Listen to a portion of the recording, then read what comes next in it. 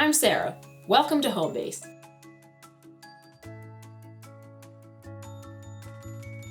Life has been turned upside down by the coronavirus. Many more of us are now working from home, assisting children who are learning remotely, and taking care of loved ones. Not to mention, we all need to eat, do housework, and take care of ourselves. So, how do we manage our space and time so that we can experience a nice balance between our work and personal time? The first action you can take is to think about your needs. What would help your day to reduce stress? This could be more flexibility within your work schedule to care for children or help them with remote learning. Maybe you would like to prioritize your health with a long daily walk or begin an at-home workout routine. Or maybe you just need to carve out a space within your home to be able to work productively. Our needs will all vary depending on our situation at home, but thinking about what is causing stress and solutions to alleviate that is a great place to start. Next, and I know this can feel awkward, you have to communicate your needs. No one can read your mind, so this is an essential part of working towards a satisfying work-life balance. Communication allows those who work and live with you to help you. Speaking with your employer about childcare hurdles, talking to neighbors about mutual childcare, or talking to roommates about quiet hours and specific workspaces are all great ways to start. After you've spoken to those in your life who can help facilitate changes, it's time for implementation. Keeping yourself and others accountable is key. So how the heck are you going to implement changes?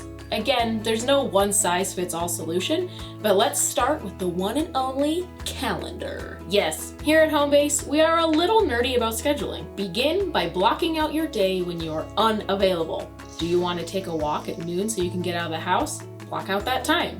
If you're assisting children with remote learning and you know they especially need help during the day, block out that time.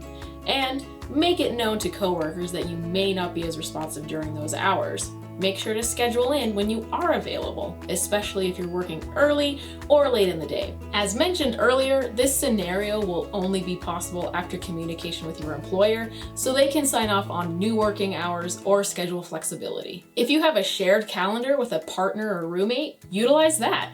You can schedule in alone time where you can work without distractions from children, friends, or even your housemates themselves.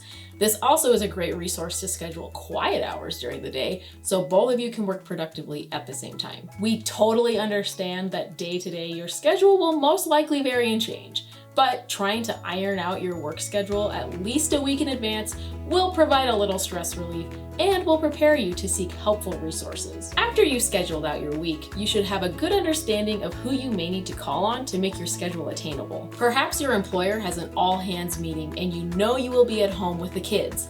Now is the time to call on someone you feel comfortable with, either coming to your home or dropping the kids off with, to care for them during that time.